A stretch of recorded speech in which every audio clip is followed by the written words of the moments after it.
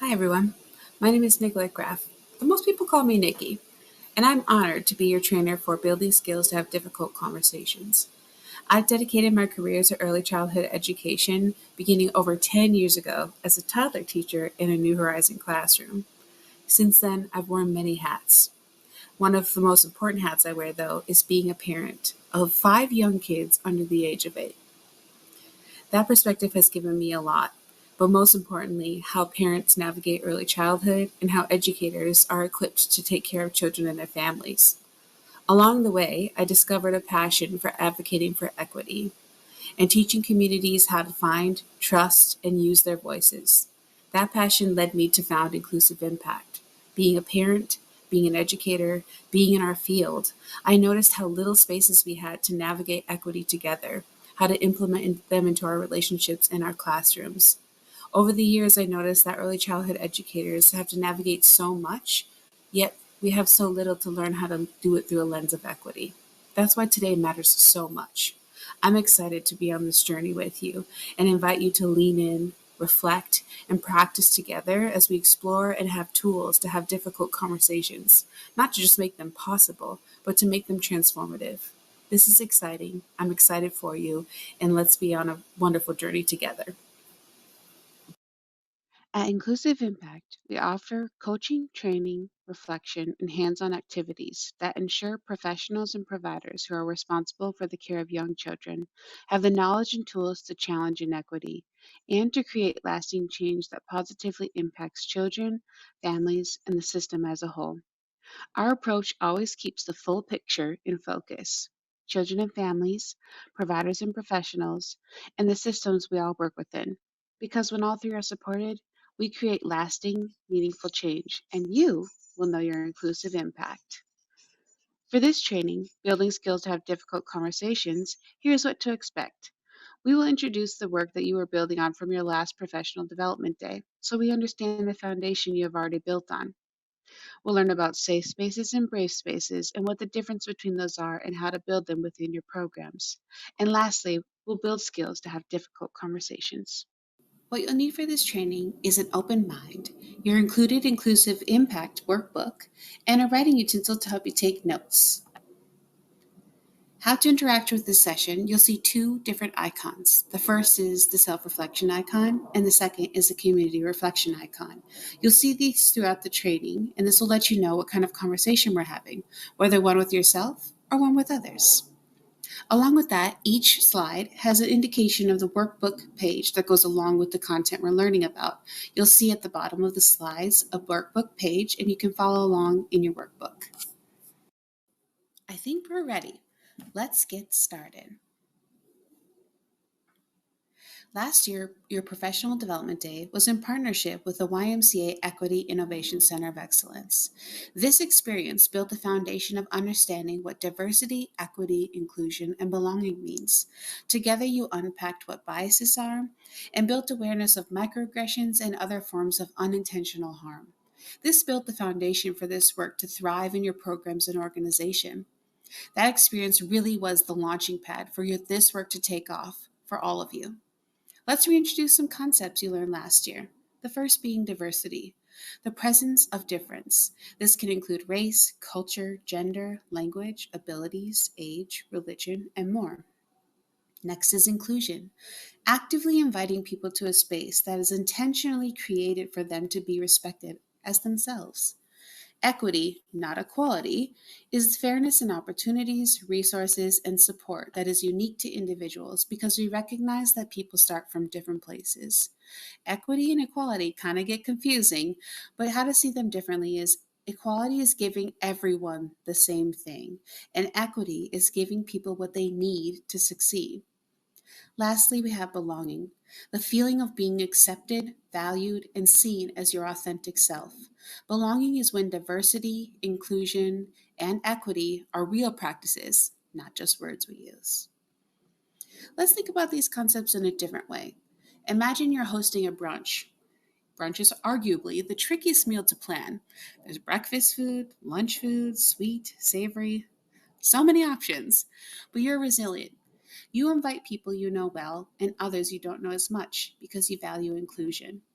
When planning the menu, you start with the basics, but you want everyone to feel truly welcome. You don't want anyone to leave hungry or feel left out, so you offer a wide range of dishes, even some you've never tried yourself. You're leaning into diversity now, knowing it can be challenging but also rewarding. When your guests arrive, you realize not everyone has what they need to comfortably enjoy the meal, but you came prepared. You find ways for everyone to participate, and that's equity in action. You even go a step further. You create space for some guests to share and celebrate their own cultural differences, things you may have not known about them before.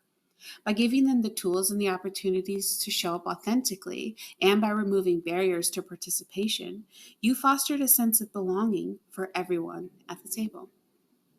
Let's unpack other concepts from last year. Microaggressions are everyday comments or actions, often unintentional, that dismiss, stereotype, or harm someone based on their identity. On the surface, they seem small, but the impact is heavy. Think of it like a mosquito bite. One bite might sting and then fade, but imagine getting bitten again and again and again, every day in every space you walk into. Over time, those small moments add up.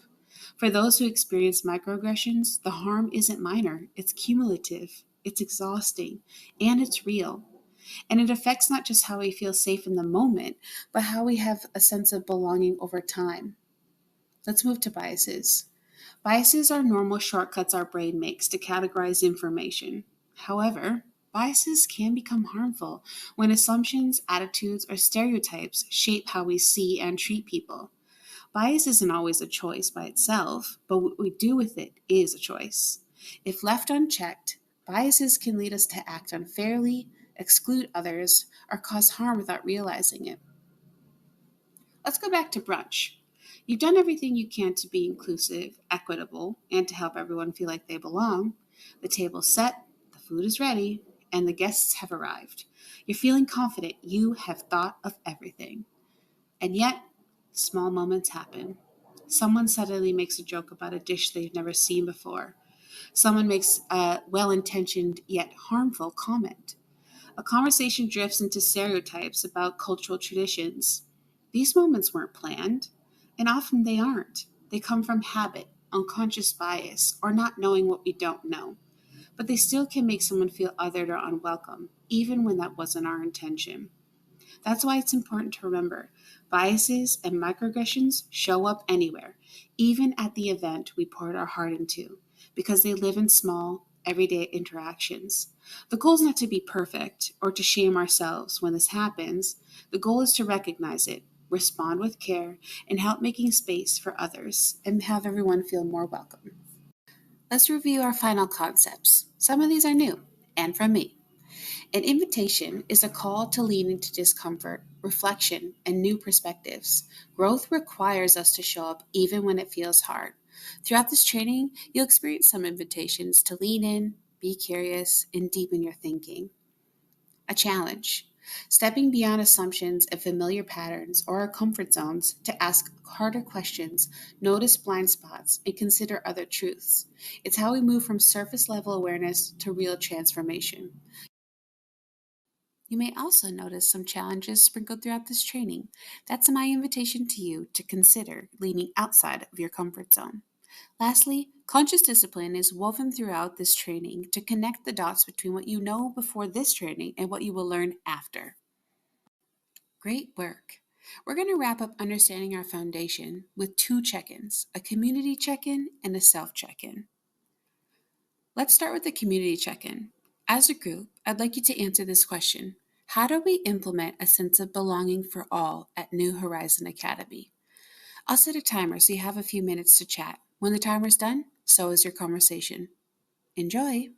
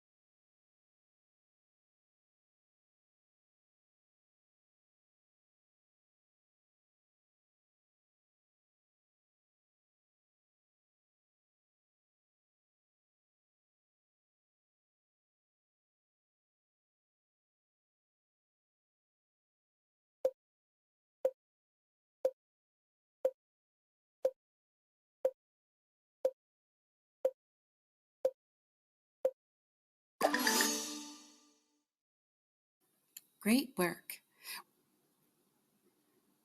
Welcome back. This is your first community challenge. I want you to think. If your answers to the last question were, we don't have diversity here, everyone looks the same, the children are different, but staff are not. We don't focus on differences because everyone is treated the same. I have an invitation for you. I have an invitation to consider how those in your program, although similar, show up differently. What makes them different? What unique experiences do they have? And how are you celebrating diversity even if you can't physically see it? If your program welcomes someone who is not from a specific group that you discuss, how would you include them? How would you know that feel like they belong? For my friends in the room who answered the question before differently with everyone is included here, we serve many families from different backgrounds. Our staff and students represent many communities, languages, and cultures. I also have an invitation for you. I have an invitation to consider if we say everyone, but in practice only some people feel safe, heard, or valued, what practices can we put in place to move us from inclusion to belonging? Thinking about our brunch table, what have we prioritized? Diversity? How? Inclusion? In what ways? Equity? Or do we practice equality? And how do we get all three to create belonging? Let's move to a self check in now. Thinking about your belonging, how do you experience belonging at New Horizon? For most of us, this may be the first time we are intentionally thinking about how we belong. The identity is a tool that we're going to use that includes social categories such as race, ethnicity, class, gender identity, that helps describe our own identities. This tool is used to help us build our understanding and awareness of ourselves. So, this is how it works. First, in each section of the wheel, you'll see a personal identity, such as race, gender, age, and then you'll see an inner circle and an outer circle. What you'll do is you'll write your identities on the wheel based on how much awareness you have. If you are aware of an identity on a daily basis, you'll put it in the inner circle. If there are identities you don't think about on a daily basis, you put them on the outer circle. Make sure that you label the exact identity, like 50 for age. I'm going to put a timer on and give you some space to think about it.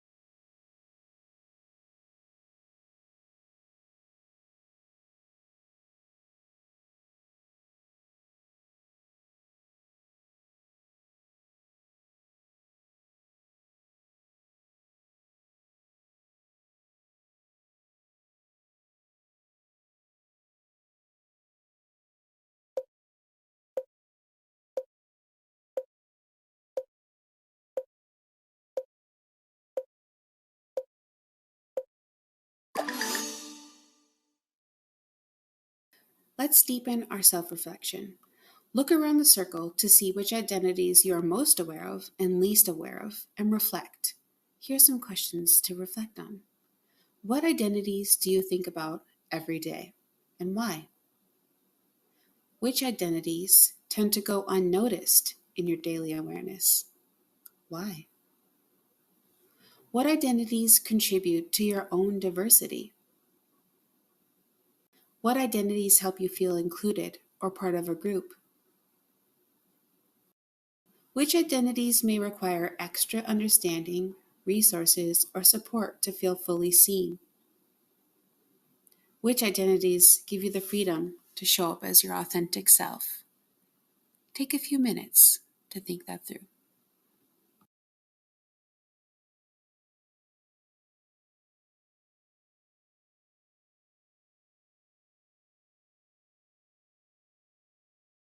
Here's an invitation to your first individual challenge. Do I have anyone willing to share out?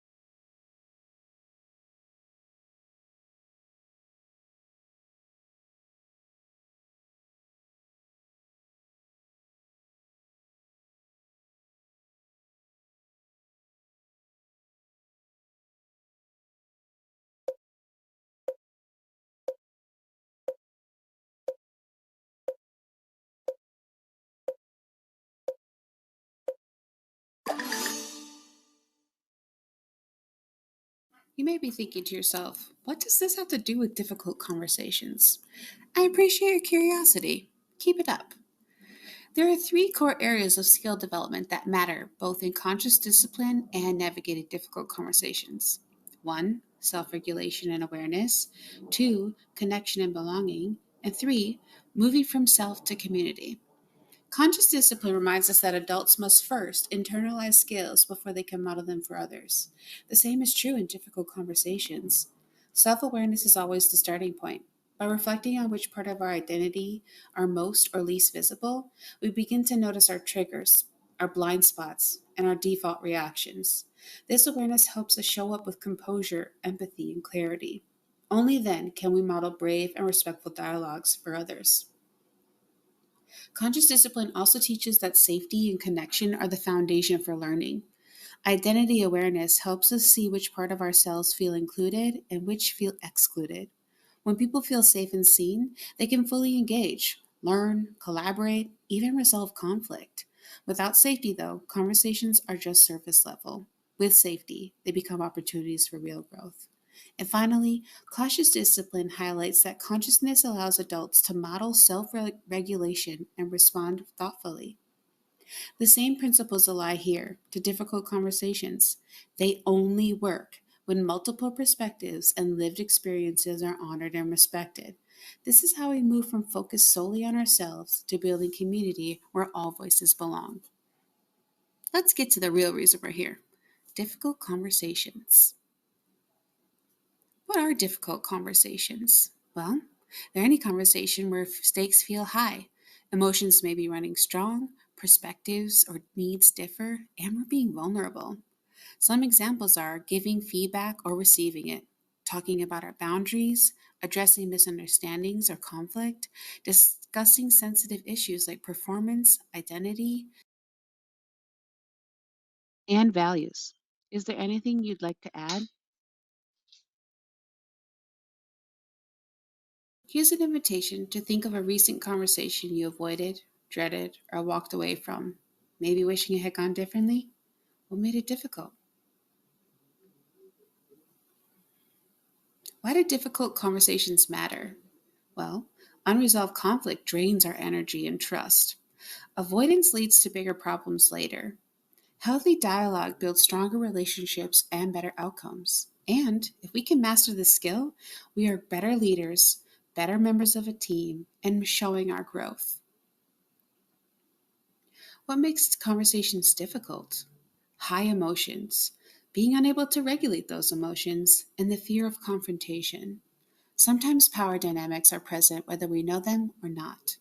Sensitive topics related to values, identity, or performance. The fear of damaging relationships, hurting someone we care about's feelings, or being seen as a bad person. And honestly, not knowing where to start. How we react to difficult conversations is just as important. Here are some common ways that we react. 1. Avoiding, remaining silent, withdrawing, or retreating. 2. Attacking, being defensive or blaming others for our discomfort, even being in denial of our behavior and our role in the conversation. People pleasing, agreeing externally but filled with resentment when we walk away. And for my Minnesotans in the room, Minnesota nice, staying polite to sidestep the real issue at all costs. And lastly, engaging productively, which is the goal, being able to listen, be curious, and to collaborate. Here's another invitation. Think about which of these reactions feel most familiar to you, and which would you like to practice moving forward?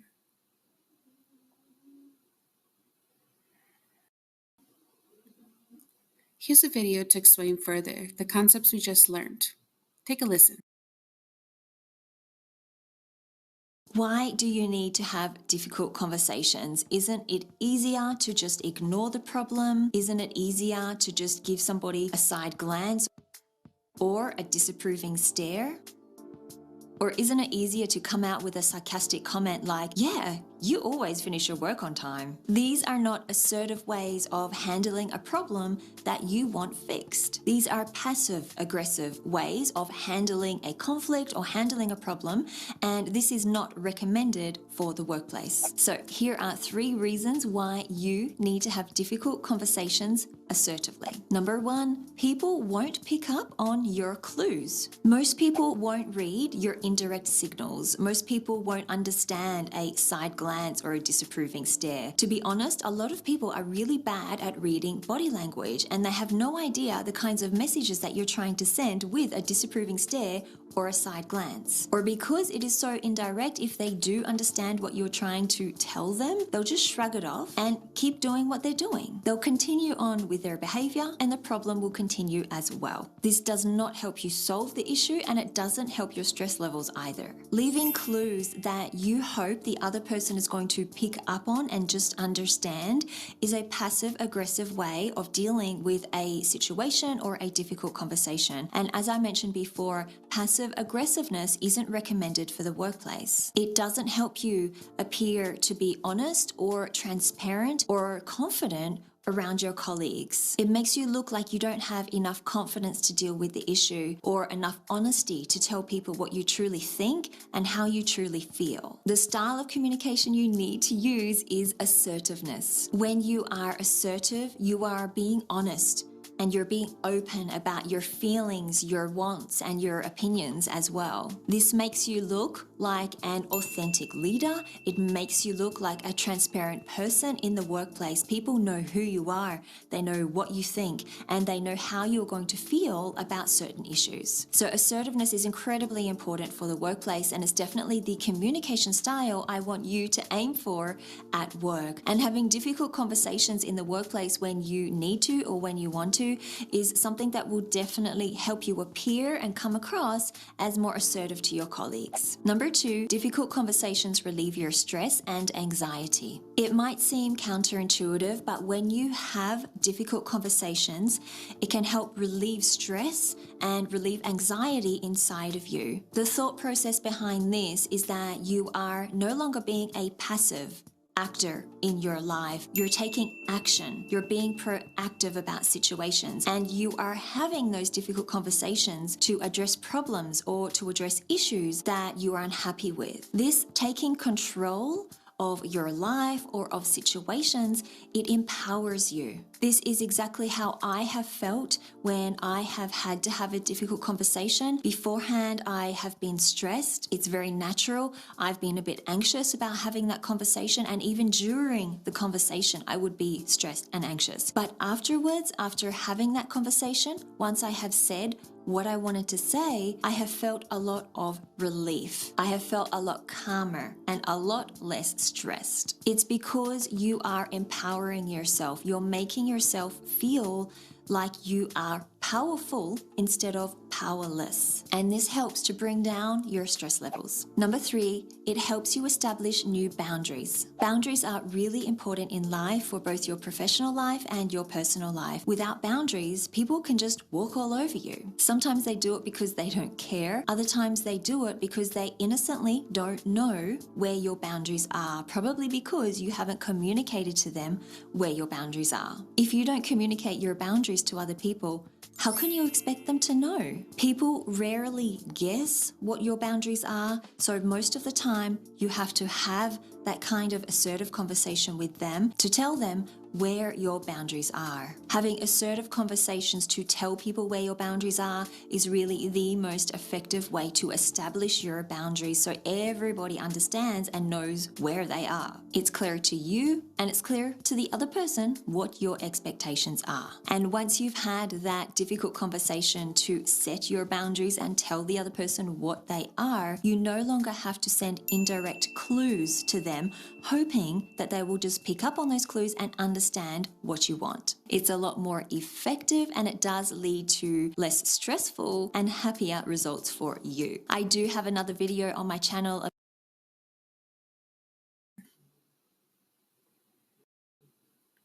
Welcome back.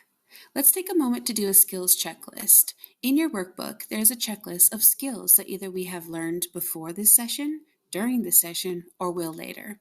Take a moment to go through the list and see what skills you know you already have, and make a goal for what skills you'd like to build.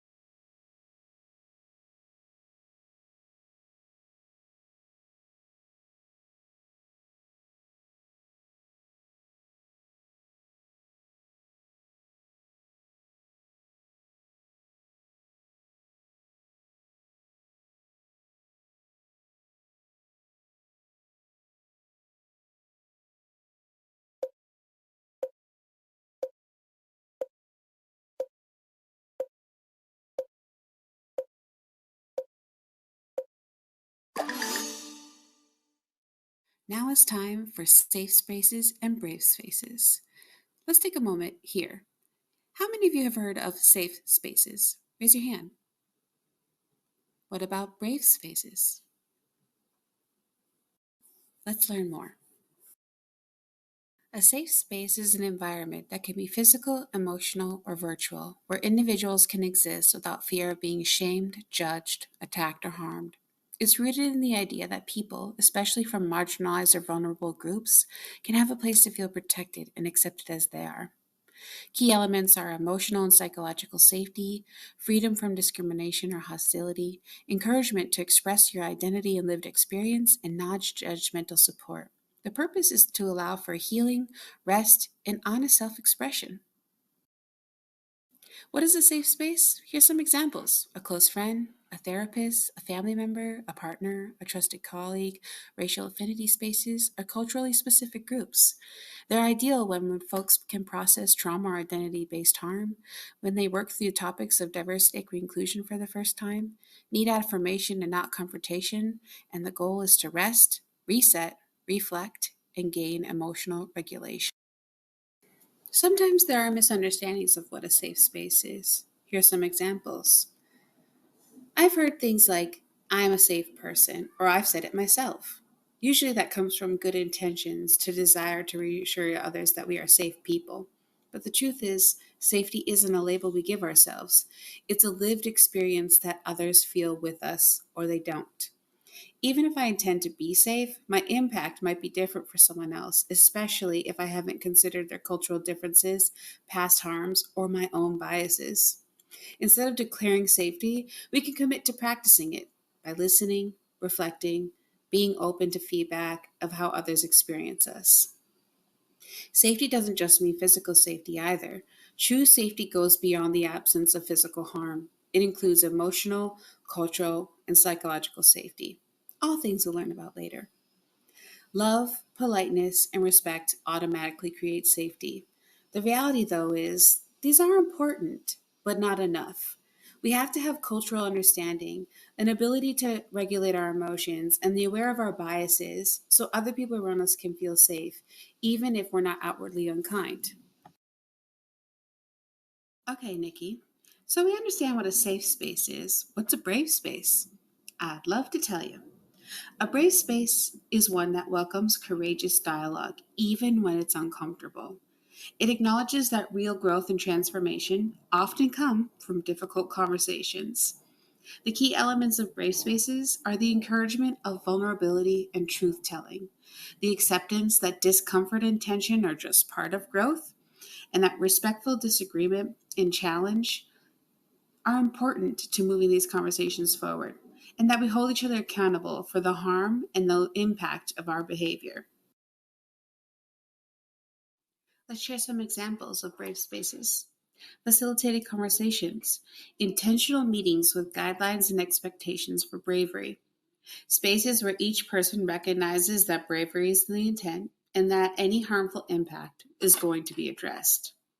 That we own our mistakes when we cause harm and we call each other in, whether we're colleagues, family, or friends. Brave spaces are ideal when we're addressing power dynamics, biases, or systemic issues. When we're facilitating difficult conversations about race, privilege, or identity. When we want to stretch ourselves while maintaining boundaries that are respectful. And holding each other accountable for discomfort or needing to learn. Brave spaces come with some misunderstandings too. Here's some examples. In a brave space, I can say whatever I want. The reality is, though, that brave spaces come with accountability. Words still must honor our agreements and consider impact, not just intent. If you cause harm, we will address it. Another is, I just use this space to listen. My silence doesn't speak. Silence does communicate, though. Choosing not to engage may feel safe for you, but it also reinforces harm or exclusion of others. Be mindful of the space you take and the space you don't. If I feel unsafe, I have to stay. Bravery does not mean forced. People always have the right to care for themselves, step back, or take a break. If I feel uncomfortable, I am unsafe. Discomfort is part of the growth. It doesn't feel good, but it is. Being uncomfortable does not mean you're unsafe. It just means you're being challenged. And lastly, if I'm from a historically excluded group, it's my job to educate others when they're being brave. The reality here, though, is no one owes their story or emotional labor to anyone. Learning is a shared responsibility, and accountability cannot be placed solely on those who are impacted or harmed. Let's take a final look at safe spaces and brave spaces. Here you can see a visual of the two being compared to each other. A safe space prioritizes comfort and protection, while a brave space prioritizes growth and truth telling. A safe space encourages affirmation and emotional safety and is ideal for healing, identity exploration, and trauma sensitive settings. Sometimes these may even avoid conflict. In a brave space, it's encouraging respectful challenge and dialogue. It's ideal for belonging to thrive, and it welcomes discomfort when it leads to deeper understanding. A safe space sounds like, "You are safe here, be as you are." And a brave space sounds like, "You are invited to show up fully, even when it's hard." From here, let's take some time to ourselves to explore safe and brave spaces. In your workbook, you'll see a series of questions that will help you navigate your experience with a safe space, a brave space, or not having a space at all. Use these questions to navigate: what does a safe space feel like when I have it? Where do I look for them in my environment? What happens inside my body when I'm in a safe space? And then think about brave spaces. Where have you felt brave before? Or have you felt supported in the movement to be brave? And then lastly, think of creating space. If you've never experienced either one, what would you need to have a safe or brave space? What would you need to voice your opinion, your identity, your experience, and feel empowered to be yourself? Let's take a moment to reflect.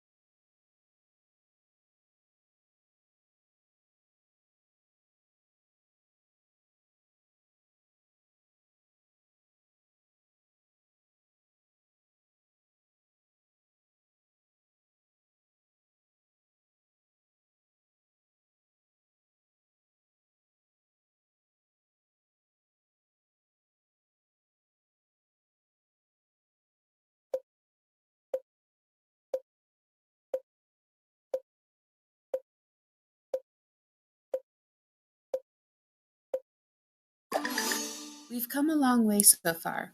Together, we self reflected, checked in with our community, revisited our foundation for this work, learned what difficult conversations are, and explored the difference between a safe space and a brave space. Now it's time to shift into putting what we learned into action. Brave spaces don't happen by accident.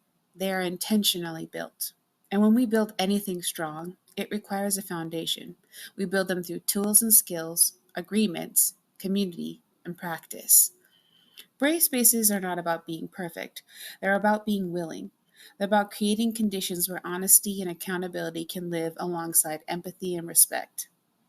And when we build them with intention, they become places where real growth and transformation can happen. So, our first step towards building a brave space is tools and skills. At this point, you might feel like an expert. I'm pretty sure I've said empathy, self awareness, and regulation at least 20 times already today. And that's on purpose. They aren't buzzwords, they are the foundation. Sometimes we mystify the ability to connect with each other, but the truth is, we already have the skills to do this. The question is, are we aware of them? And how often are we willing to tap into them? That's why I'll say it again. For brave spaces to work, we need empathy, self awareness, and regulation. We'll get to the intent versus impact in a minute, but for now, let's challenge ourselves to dig deeper into these three. In the next videos, we'll hear from Brene Brown on empathy and how regulating our emotions can prevent us from falling into blame.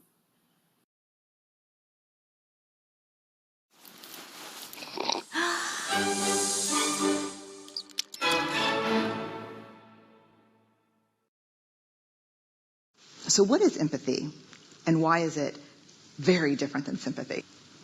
Empathy fuels connection. Sympathy drives disconnection. Empathy, it's very interesting. Teresa Wiseman is a nursing scholar who studied professions, very diverse professions where empathy is relevant, and came up with 4 qualities of empathy.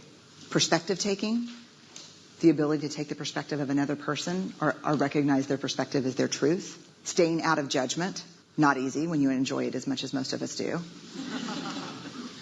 Recognizing emotion in other people and then communicating that. Empathy is feeling with people.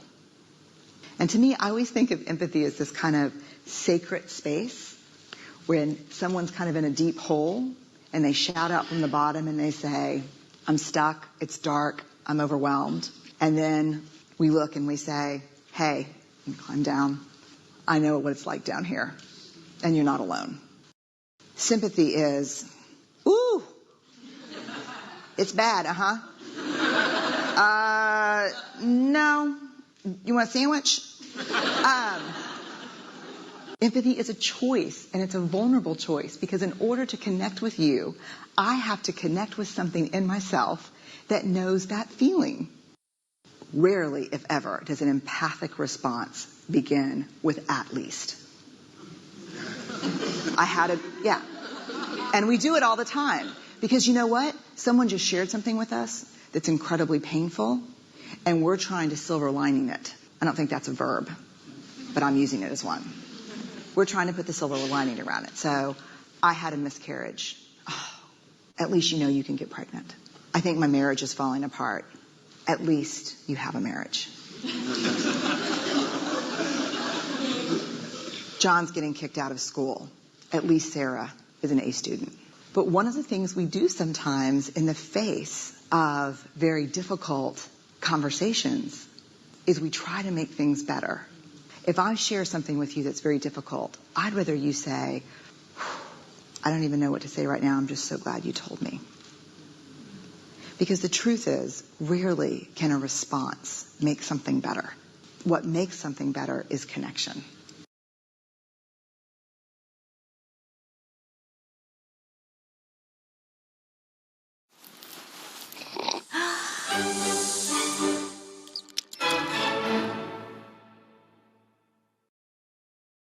How many of you are blamers? How many of you, when something goes wrong, the first thing you want to know is whose fault it is? Hi, my name is Brene. I am a blamer. Let me just tell you this quick story. So this is a couple years ago when I first realized the magnitude to which I blame. I'm in my house. I have on white slacks and a pink sweater set, and I'm drinking a cup of coffee in my kitchen. It's a full cup of coffee. I drop it on the tile floor. It goes into a million pieces, splashes up all over me. And the first, a millisecond after it hit the floor, right out of my mouth is this: "Damn you, Steve." Who is my husband. Because let me tell you how fast this works for me. So Steve plays water polo with a group of friends. And the night before, he went to go play water polo. And I said, hey, make sure you come back at 10, because I can never fall asleep until you're home. And he got back like at 10:30. And so I went to bed a little bit later than I thought. Ergo, my second cup of coffee that I probably would not be having had he come home when we discussed. Therefore, and so the rest of that story is I'm cleaning up the kitchen. Steve calls, caller ID. I'm like, hey. He's like, hey, what's going on, babe? What's going on? So I'll tell you exactly what's going on. I'm cleaning up the coffee that spilled all, like dial tone. Because he knows. How many of you go to that place when something bad happens, the first thing you want to know is whose fault is it? I'd rather it be my fault than no one's fault. Because why? Why? Because it gives us some semblance of control. But here, if you enjoy blaming, this is where you should stick your fingers in your ear and do the na thing, because I'm getting ready to ruin it for you. Because here's what we know from the research. Blame is simply the discharging of discomfort and pain. It has an inverse relationship with accountability. Accountability, by definition, is a vulnerable process. It means me calling you and saying, hey, my feelings were really hurt about this, and talking. It's not blaming. Blaming is simply a way that we discharge anger.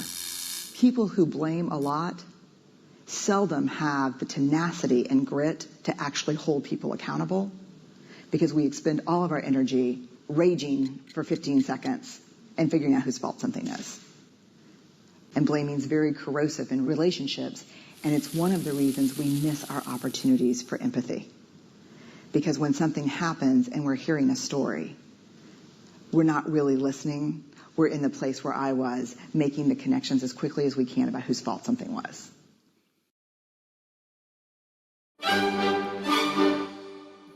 These are some of my favorite videos. Clearly the animation is adorable, and the stories shared give you a good chuckle, but mostly because it opens a new perspective. Empathy is about connecting to someone's feelings, while blame is about finding fault. Blame may feel satisfying in the moment, but it shuts down connection immediately. Empathy, on the other hand, creates the conditions for trust, and trust is what allows us to be brave. If you take anything away from today, let it be this: you are already capable. You already have the skills. You can lead difficult conversations with compassion and empathy. The real question is not can you, it's will you. Let's move to navigating intent versus impact, one of the most challenging skills to build, in my opinion. Raise your hand if you've heard of or used these statements. Assume my best intentions. That wasn't my intent. If you knew me, you'd know that isn't who I am. I'm not a bad person. I was just joking, and I was trying to give you advice. Think for a moment. If you were on the receiving end of one of those statements, how did that feel? If you were on the delivering end, how did that feel? Let's talk about intent. Intent is what you mean to do or say. It's the purpose, motivation, or goal behind your words or actions. Your intent lives inside you. It's your mindset, your feelings, and your hopes when you communicate. Your intent is yours. So then what's impact? Impact is how your words or actions are received and experienced by others. It's the actual effect of consequences, emotional, relational, or practical, of what you said and did. Unlike intent, though, impact lives in the other person's reality. It's how they experience you. So it's not just yours. So what happens when our intent and our impact don't match? Well, that's where difficult conversations come in, and that's where the growth begins. Our instinct is immediately to defend ourselves. I know we've all said, but I didn't mean that way before. But brave spaces call us to do something different, to notice the gap, to take responsibility for our impact, and practice repair. Let's break down what noticing the gap could be. So, for instance, say you said something that might have not landed the best way. You're noticing somebody else is feeling a little off, or maybe offended, sad, confused. So, you need to pause and notice, probably to yourself, but that may not have landed the way I wanted it to. So, you can acknowledge the impact. I hear that what I said to you hurt you, or I'm noticing that after I said something, you reacted. Clarify your intent without excuses. What I meant to do was, but I can see how it came across. Take responsibility and repair. Offer a genuine apology if harm was caused. Here's what I was trying to do and what I'll do moving forward to repair this. And then lastly, which is the most important, is reflect on what happened. Reflect on what you can do differently next time. Turn that moment into a learning opportunity and realize that you just made a mistake. Here, some folks tend to think they're the mistake, but that isn't true. You just stepped in it. So clean yourself off, stand back up, learn, and do differently next time. Here's a challenge. Are you ready?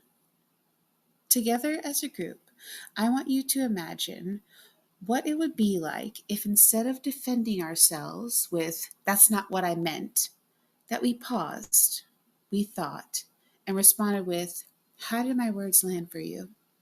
What do you think would happen if, as a human race, we all truly understood the difference between intent versus impact? Discuss.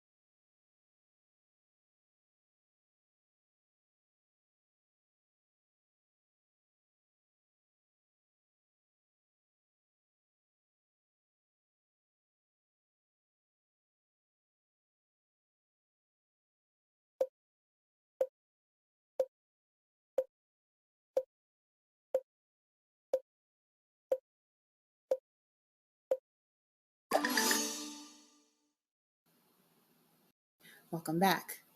I'm really curious to hear how you visioned the world moving forward if we understood our intent versus impact. But since I'm not there with you, I'll give you some examples that might align with what you chatted about.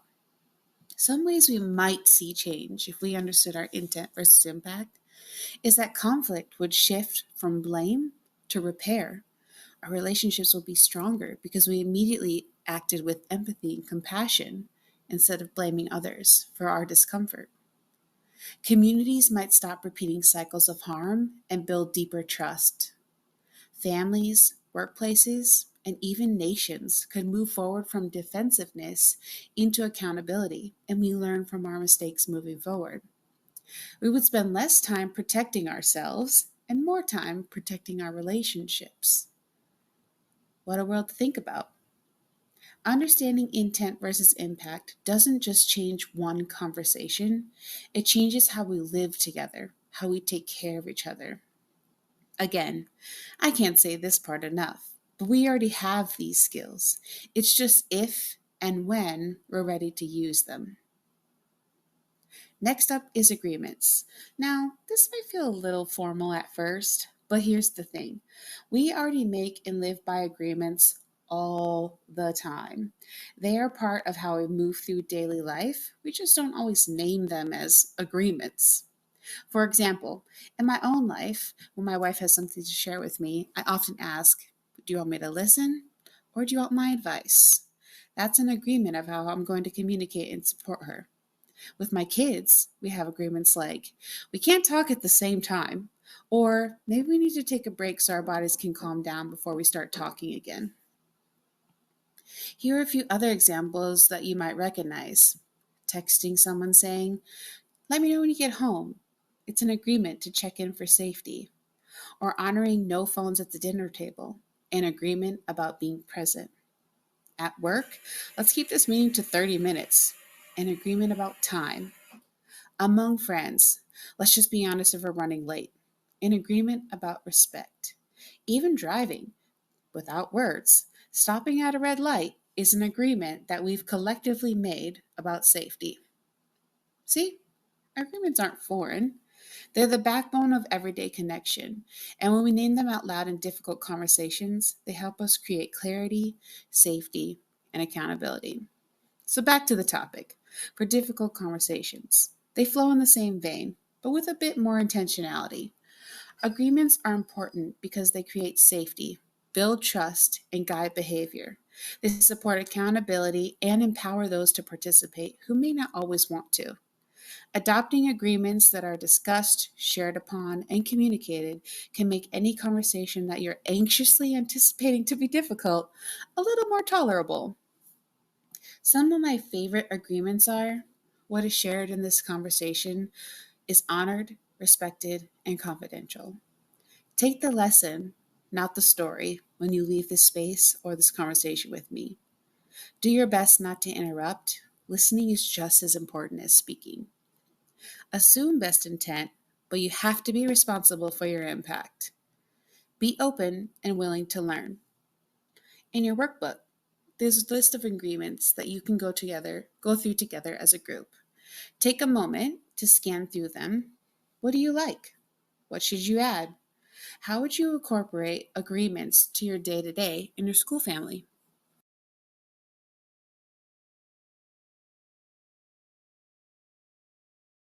Next is community.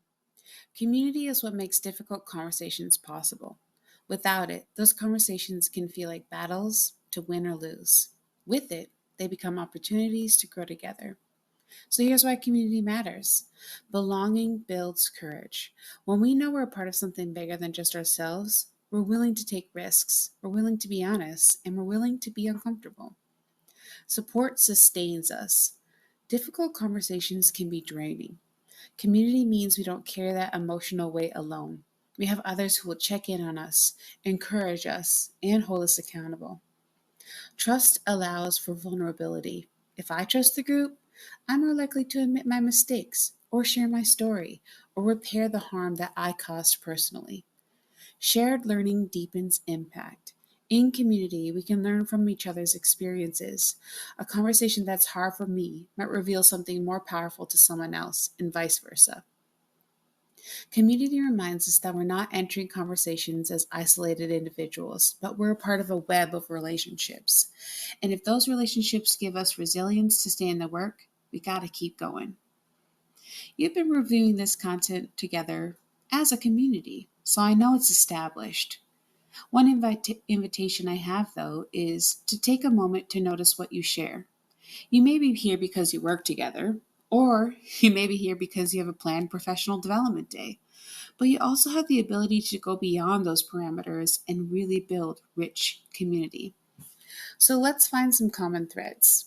First, You may be sitting for a while, so let's take a moment to move our bodies. Stand up, sit, stretch, move your arms. Do anything that feels good right now in this moment.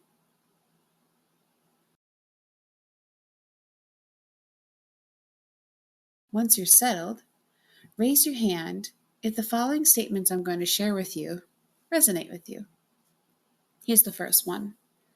I can't wait for the weekend. Look around. Do others share the same feeling? Let's do another one. I am glad summer is winding down. Do we have some connections here? Here's some challenging ones, because those are easy. I avoided a difficult conversation recently that I knew I needed to have. I had a conversation recently that went better than I expected. I want to be more confident in speaking up. I feel nervous that I'll be misunderstood if I do say anything. I have navigated being the only one in the room before. I want my relationships in my school family to be stronger. I believe brave spaces will help us grow together. Take a moment, share a smile or a nod to someone across the room. Hopefully, you notice some connections you have in your community, even if they're not very strong right now. Know that community isn't what we build outside of difficult conversations, it's what's going to sustain us inside of them. Now we've reached the final element of building brave spaces for difficult conversations practice. As we said before, brave spaces aren't built in a single moment, they grow through practice. Every time we lean into discomfort, try to repair, or learn from a mistake, we build strength. Journalist Malcolm Gladwell even coined the idea that it takes 10,000 hours, or 416 days, to become an expert. So, let's start building those hours together. Here's how it will work. In small groups of 3 to 4 people, you will create your own brave space. In your workbook, you'll find a series of scenarios. As a group, choose one scenario to read out loud. Then discuss how you'll prepare for a difficult conversation with that context. I'll set a timer. When it goes off, move to a different scenario. After working through a few, we'll come back together for a large group debrief. As you begin, take time to do 2 things. 1. Set your agreements. Choose shared agreements as a group before you start. And 2. Notice skills. Pay attention to which skills are being practiced. Is someone actively listening? Is someone empathizing? Is someone holding the group accountable? We'll reflect on these later. And remember that community matters. This will not always feel comfortable, and it shouldn't. Difficult conversations challenge us. That's why we need each other to navigate them. As we move through the scenarios, you may notice feelings rise up. You may see yourself reflected as someone who caused harm or experienced harm. You may recognize yourself as a teacher, a parent, a child, a colleague, or a community member. Or this may be the first time you're encountering some of these situations. So there will be a few common reactions, and we'll hold space for them. Here are some examples. Guilt and shame. I'm offering an invitation for you to stay curious with these feelings. Don't be hard on yourself, just listen. Feeling unsafe. This is an invitation to take care of yourself and step back if needed. If there is unsafe feelings coming to you right now, do what you need to do. That's okay. Defensiveness. I have an invitation to ask, what is this activating in me? What can I learn here? Where are these feelings of defense coming, and what am I defending? This is practice. This is how we build brave spaces. So stay brave, lean in, and let's begin.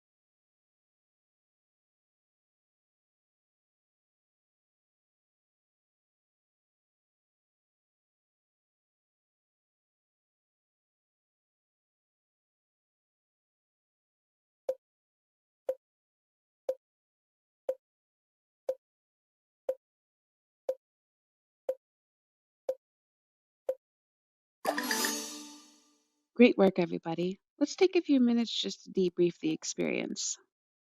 What did you notice about yourself during the practice?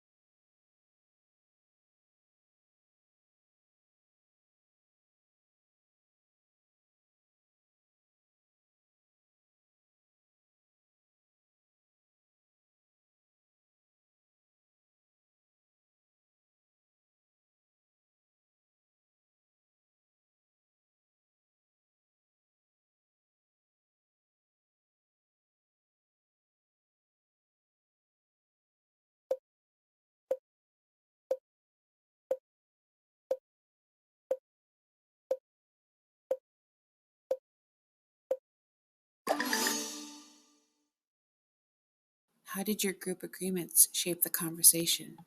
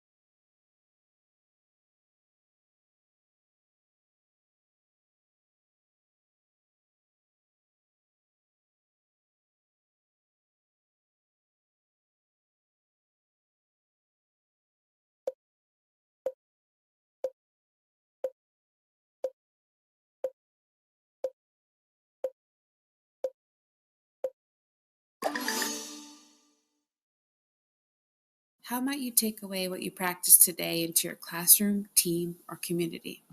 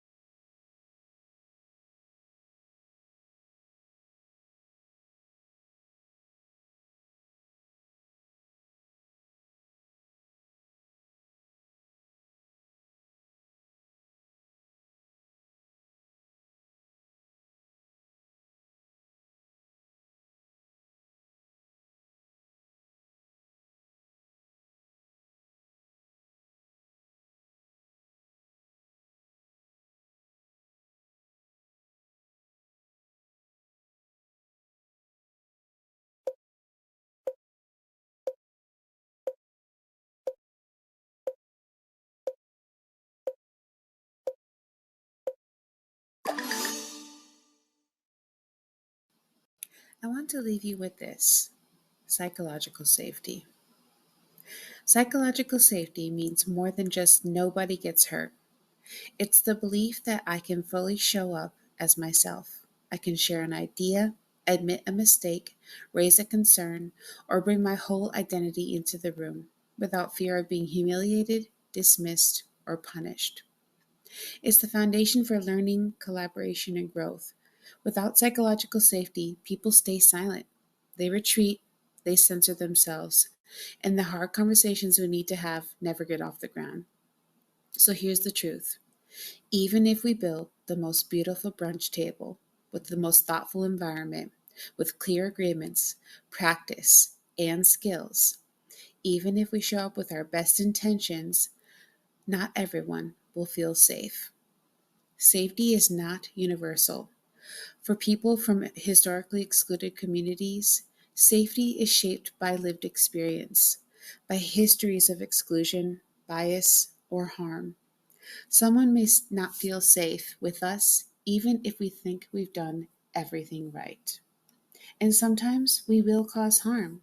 We may never get the chance to apologize, or we may never receive an apology. The part of the complexity of this work is that we can do what we can do to take responsibility for what brings us to understand our own biases and create conditions where safety is possible, even if we can't guarantee that safety can happen. Psychological safety isn't a one time achievement, it's a commitment we make over and over again by showing up with empathy, awareness, regulation, and accountability. Congratulations, we did it. We officially completed the training of how to build skills to have difficult conversations. I thank you for your time, your commitment, your curiosity, and willingness to do this.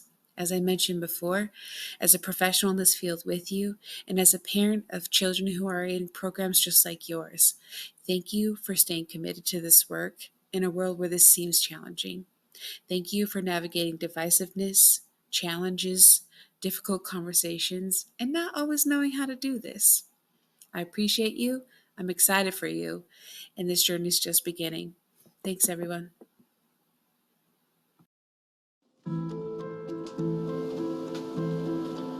You know that little voice in your head? The one that tells you to ignore a tasteless joke.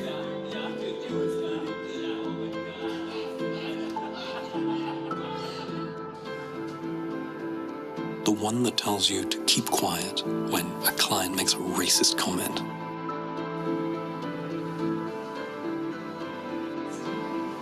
The little voice that tells you you're not smart enough because English isn't your first language.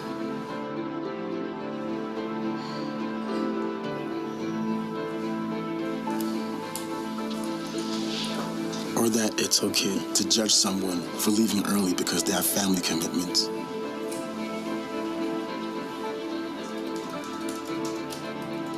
The one that tells you not to say anything when others are being reduced to stereotypes.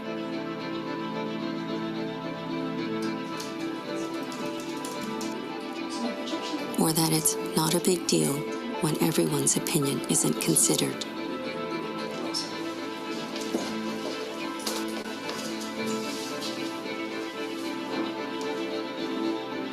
You may think you're the only one that hears that voice, but that voice also speaks to other people. It says, You're different. You're an outsider. You lack commitment. Your opinion doesn't matter.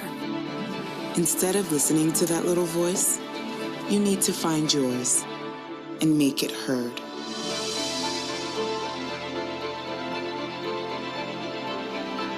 It's time for all of us to speak up.